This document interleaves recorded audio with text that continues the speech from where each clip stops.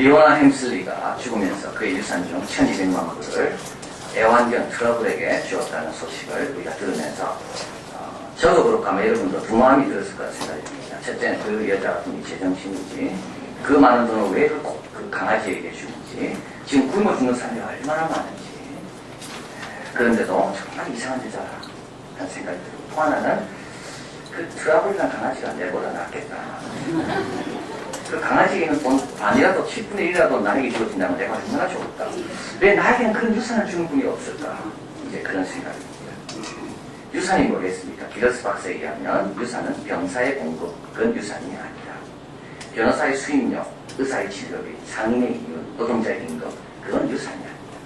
수고나 기술의 보수는 그것을 가지고 있는 사람의 손에 의해 얻어지는 것이다. 반면에 유산이라는 것은 새로 태어난 아이에게 주어지는 재산입니다. 현재 울고 있는 요람이에 오래전 구원자인 용감한 군사가 싸워 취득한 왕관, 바로 그와 같은 것이 유산입니다. 우리는 어떨까요? 우리는 어떤 유산을 받았을까요? 여러분 어떤 유산을 받은지 우리가 잘 모르기 때문에 부러운 거 아니겠습니까? 안 그러면 나는 그 유산을 받은 만한 자격이 있는가? 남이 내가 받은 유산을 보면서 뭐라 이야기할 건 아닌가? 어떻게 저런 사람에게 저런 유산이 주어졌을까? 오늘 우리 시편에 있는 5번째 복, 유산을 받은 자의 복에 대해서 말씀드리는 겁니다. 오늘 이 시는요, 한 이방인이 여호와를 만나고 나서 하나님께 노래하는 시가 바로 이 시입니다. 다윗이 시라고 되어 있지만 다윗에게 헌정된 시고, 원래 이 시는 한 이방인이 우상을 섬기다가 하나님께 돌아와서 하나님 앞에 나아가 보니까 너무 좋아가지고 적은 시가 바로 이 시편 16편입니다. 여러분 한번 보십시오. 하나님의 나를 보아서 내가 죽기 피하는, 그전에는 피할 곳이 없었습니다. 그런데 주님을 만나고 나니까 이제 어려움이 와서 걱정될 게 없습니다. 왜냐하면 피할 곳이 있으니까요. 이 그냥 이 고백이 아닙니다. 이 사람은 이방신을 섬기다가 우상을 섬기다가 방황하고 고민하고 힘들어하다가 주님께 와보니까 어려움이 와도 아무 걱정이 없다는 겁니다. 내 피할 곳이 있으니까. 그렇게 이렇게 이야기합니다. 내가 여호와께 주는 나의 주시니 주밖에 복이 없다니까. 3절에 내가 주님을 만나보니까 땅에 있는 성도가 얼마나 존귀한 자인지 알겠구나. 이미 먼저 예수 믿은 그 존귀한 성도들, 여기 존귀한 나를 말은 융숭한 대접을 받는다는 겁니다. 내가 하나님을 만나보니까 이미 있는 이 성도들은 얼마나 하나님으로부터 융숭한 대접을 받고 있는지를 잘 알았다는 겁니다. 그러면서 이렇게 고백하죠. 다른 신에게 예물을 드린 자는 괴로움을 당할 것이다. 이 자기를 가리키는 겁니다. 과거에 내가 이랬다는 거죠. 그 피해 전제를 나는 다시는 드리지 않고 그들의 이름도 내가 다시는 부르지 않는다. 자, 그러면서 이 시인은 이렇게 노래합니다. 5절 여호와는 나의 산업, 나의 잔의 소득, 나의 분깃을 지키는 겁니다. 여호와 이외에 내 복이 없다. 가장 큰 복이 뭔가? 이 시인은 노래하기를 하나님을 소유한 것이 가장 큰 복이라는 겁니다. 하나님께서 우리에게 남겨주신 것은 땅이 아닙니다. 하나님께서 우리에게 유산으로 주신 것은 어떤 이렇게 권세, 어떤 그런 지식이 아닙니다. 하나님 자신입니다. 여기 본문에 나와 있죠. 5절에 여호와는 나의 산업이란 말은 여호와는 나의 유산이란 말입니다. 내 잔의 소득이란 말은 여호와는 나의 기쁨이라는 거죠. 그리고 여호와는 나의 분깃, 이것도 유산이란 말입니다. 여호와는 유산이시면서 동시에 유산을 지키시는 하나님. 레위인들의 땅을 주지 않고 우리 하나님께서 내가 너의 유산이다, 기업이라 말씀하신 것. 아브라함이 조카 롯이 좋은 땅을 택해가지고 떠났습니다. 아브라함에게는 아무것도 남은 게 없는 것 같아 보여져요. 이때 하나님께서 아브라함에 나타나서 내가 너의 상급이다. 내를 가지면 되는 거 아니다. 자, 오늘 본문에서 이 하나님을 소유한 자가 얼마나 큰 복을 누릴 수가 있는지 본문에서 이야기합니다. 첫째 오늘 본문에 보면요, 우리 같이 한번 읽겠습니다. 6절입니다. 내게 줄로 지어준 구역은 아름다운 곳에 있으며 나의 기업이 실로 아름답도다. 7절입니다. 나를 훈계하신 여호와를 송축할지라 밤마다 내 심장이 나를 교훈하도다. 자, 이 6, 7절을 같이 읽어야 됩니다. 하나님께서 나에게 준 구역이 있는데요, 그것이 아름다운 곳에 있는지는 어떻게 아는가 하면 주님께서 훈계하시고 교훈하셨기 때문에 아는 겁니다. 하나님을 유산으로 가는 사람은요, 하나님으로부터 이런 교훈과 훈계를 언제든지 받을 수가 있습니다. 왜 불평하는가 하면 뜻을 몰라서 그렇습니다. 이것이 실로 아름다운 곳에 있는지를 깨닫지 못했기 때문에 이미 갖고 있으면서도 불만이 있고 불평이 있는 겁니다. 깨달음이 얼마나 중요한 선물인지 모릅니다. 깨달음이 있으면요, 행복의 길도 열리는 겁니다. 깨닫지 못하니까 우리가 자꾸 불편하고 원망하는 겁니다. 여러분, 부부간에 싸울 때도 보면 그렇죠. 이거 깨달으면 아무 문제 아닌데, 깨닫지 못하니까 고집 부리는 겁니다. 깨닫지 못하니까 감사가 없는 거고, 깨닫지 못하니까 누리지도 않는 겁니다. 깨닫는 게 별거 아닌 것 같아도, 깨닫는 것이 순간적으로 이루어지지만, 사람 일만 하잖아요. 한순간에 행복과 불행이 왔다 갔다 하는 거고, 이거는 깨달음의 차원을 말하는 겁니다. 한순간이, 이야, 이런 뜻이 있었구나. 행복해집니다. 그걸 모르면 깜깜한 곳에 있는 거예요. 하나님께서 준 구역은 자로 제가지고 얼마나 정성껏 하나님께 준비해 주셨는지 깨닫는 사람만이 아는 겁니다. 오늘 본문에도 이렇게 나와 있죠. 나를 훈계하신 여호와를 송축할지다. 밤마다 내 심장이 나를 심장 안 가진 사람이 누가 있습니까? 모든 사람이 심장 가지고 모든 사람이 심장을 소리를 듣습니다. 그러나 그 심장 소리를 통해 주신 하나님의 음성은 하나님이 깨닫게 하시지 않는 겁니다.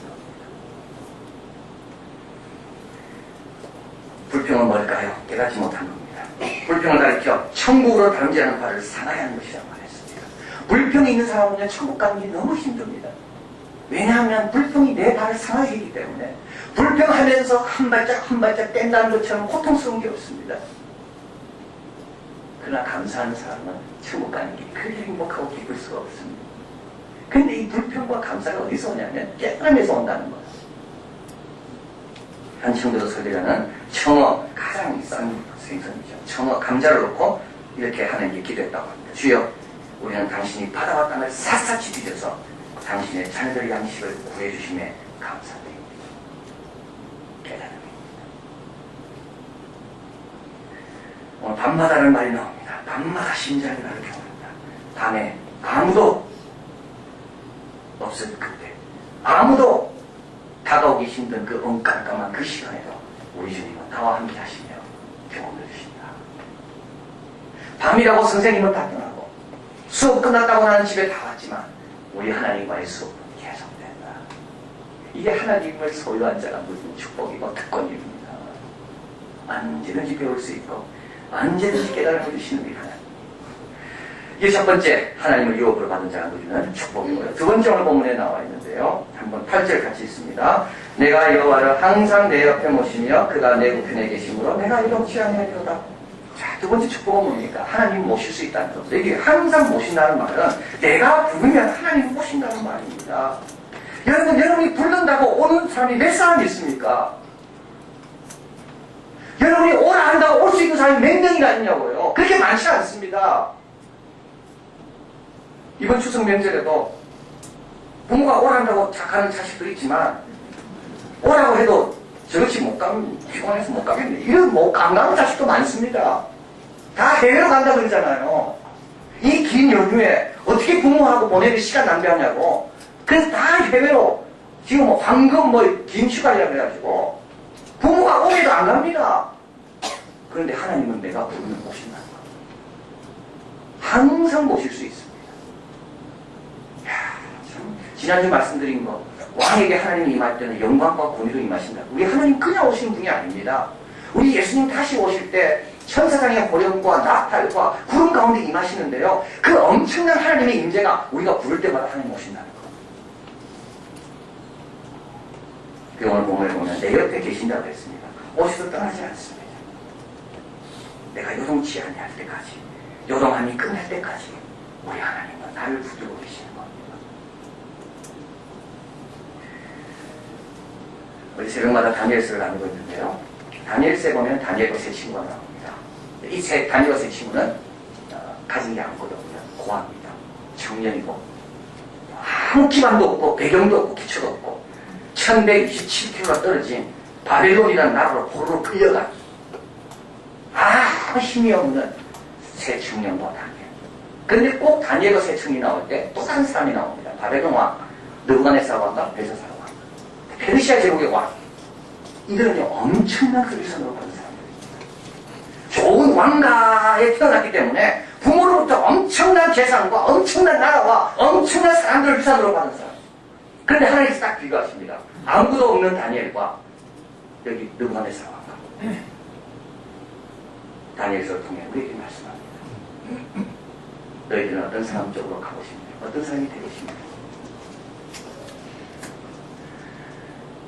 다니엘과 세치면 사자굴에 가도 하나님 거기 계십니다. 7배나 뜨거운 푸른 불에 가도 하나님 거기 계십니다. 1127지가 떨어져서 구멍없이 따라가도 우리 하나님 거기에서 바벨론의 모든 수객보다 10배나 뛰어난 지혜를 주십니다. 그들이 기도할 때마다 하나님 다 들어주시고 이상 가운데 왕이 꿈을 꿈 가지고 고민하는 왕을 도울 수 있는 지혜를 주십니다. 우리 회개해야 됩니다. 우리는 얼마나 누구나서 왕처럼 되고 싶어 하는지, 우리는 하나님 없어도 세상 왕국 많은 게 좋다고 얼마나 우리는 기도하는지, 하나님 다니엘서 통해 이야기하시고, 누가 들어 진짜 복받은 사람, 아무것도 없어도 하나님을 얻은 사람이 복받은 사람이야. 다 가져도 하나님 없는 사람이 복받은 사람이야.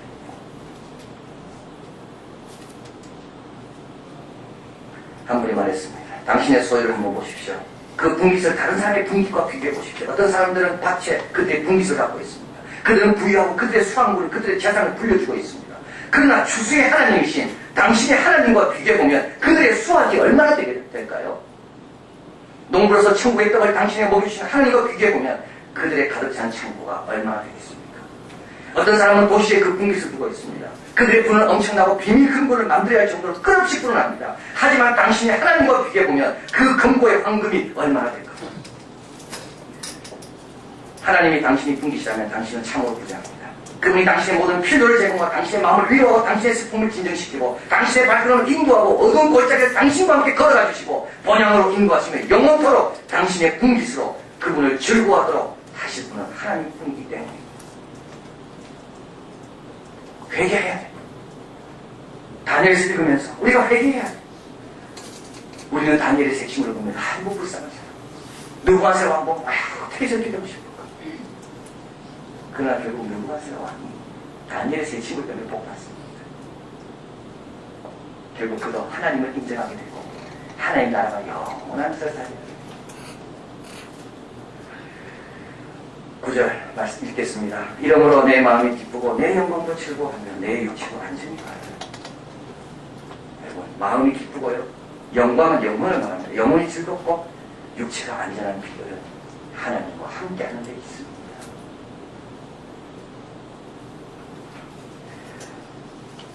그래서 하나님을 유산으로 받는 사람은 하나님 부르시면 언제든지 하나님 받으시고 여도람이 끝날 때까지 떠나지 않으시는 그 하나님과 동행할 수 있는 그 복음입니다.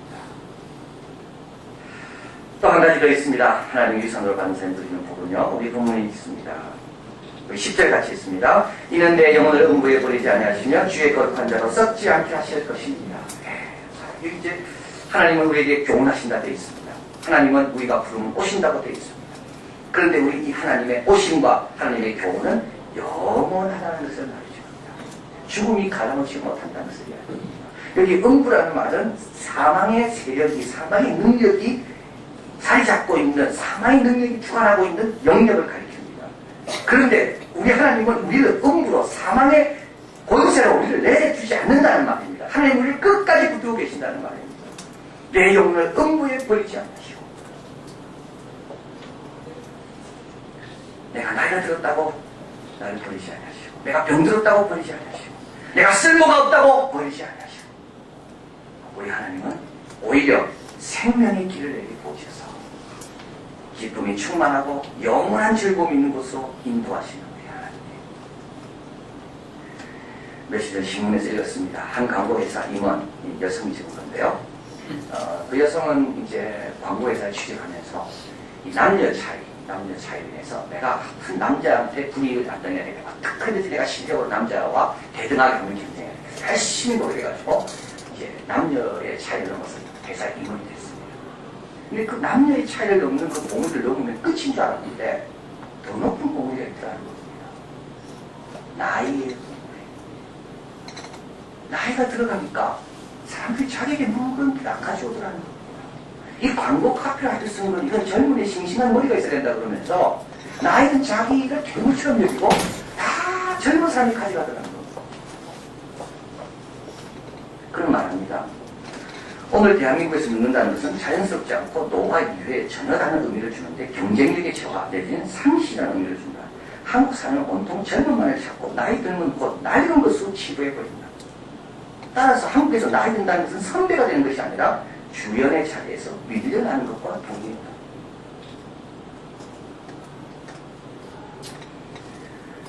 우리 하나님은 우리 나이를 문제 삼지 않습니다. 젊을 때만 하나님께서 비전과 꿈을 주고 하나님 나라에 쓸모 있을 때만 하나님께서 도와주는 그런 하나님이 아닙니다. 하늘은 스스로 돕는 자를 돕는다는 말이 있죠. 여러분 그 말은 맞는 말씀은 틀렸습니다. 우리 하나님은 스스로 돕지 못하는 자를 더 도우십니다.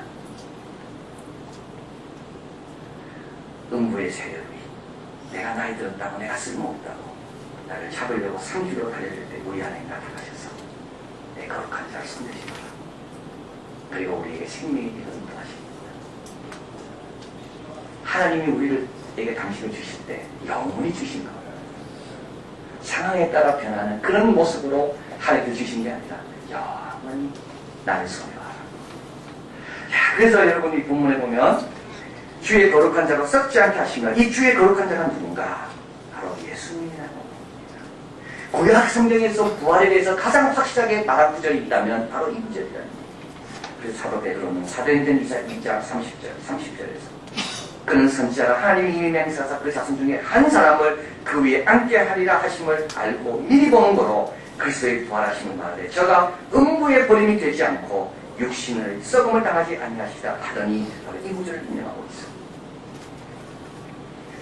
자, 그래서 여기서 우리에게 주시는 하나님의 귀한 위로의 말씀은 하나님은 우리에게 당신을 주셨고 당신 안에 영생도 함께 주셨고 따라서 우리는 죽음이 공포와 끝이 아니라 천국을 들어가는 문에 불과한 것으로 됐다. 스벌려 목사님이 말합니다.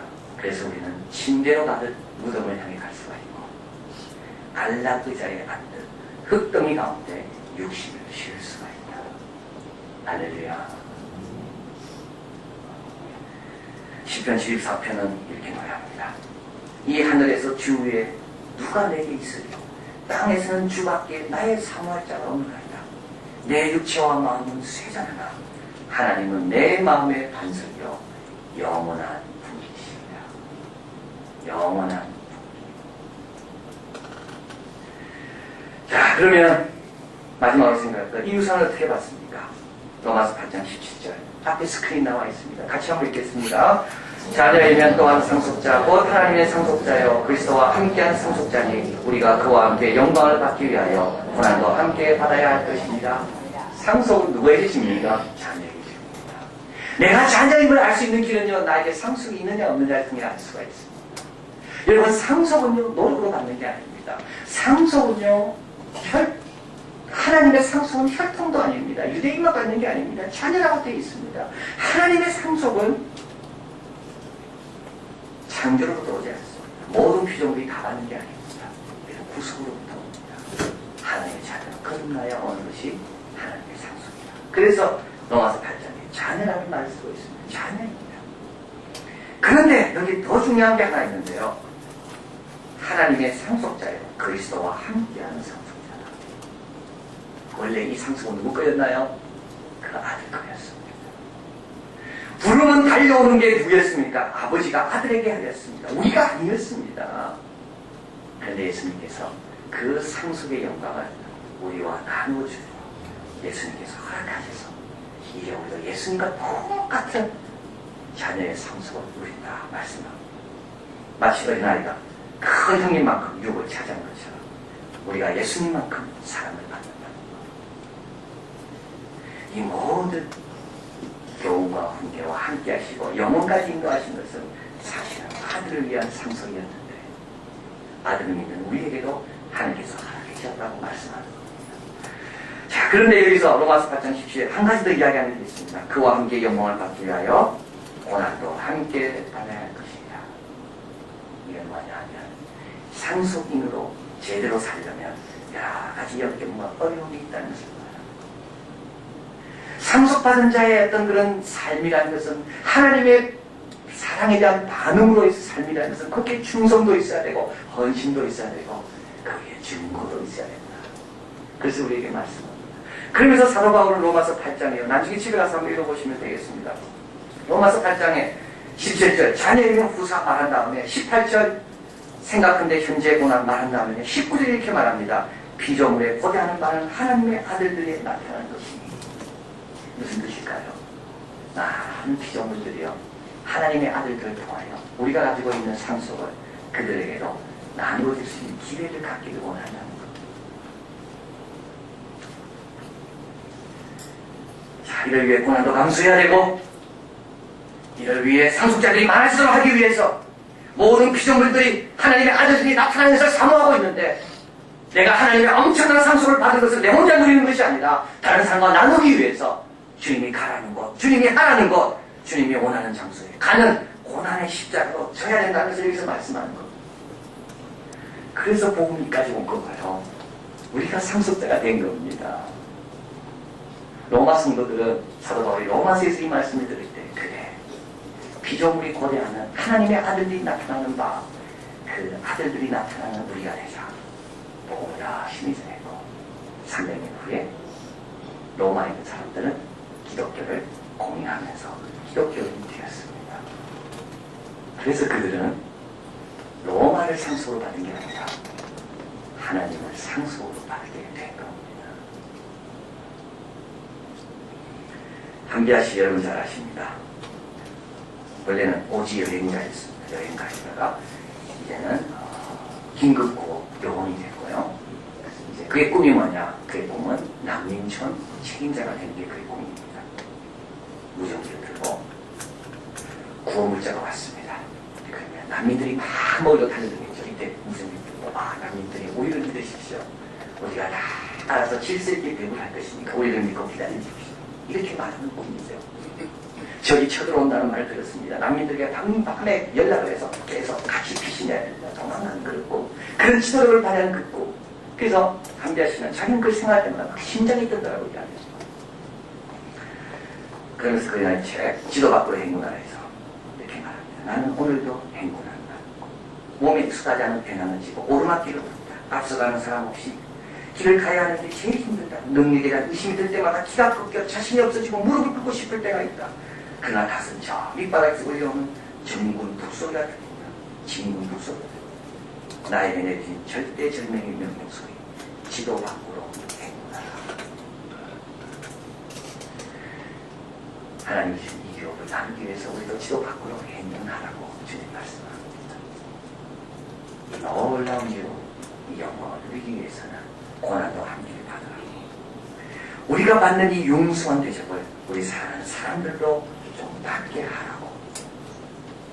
우리처럼 우리 사랑하는 사람들도 죽음이 더 이상 두려움이 아니라 천국에 들어가는 문이 되게 해주라고. 그리고 언젠가 이들이 오늘 이 이방인이 나와 고백했듯이 주밖에 나의 복이 없다고 고백하는 그날이 올 것이라고. 우리 모두 그날 올 때까지 하나님 주신 유산 감사하게 잘 드시고 전하는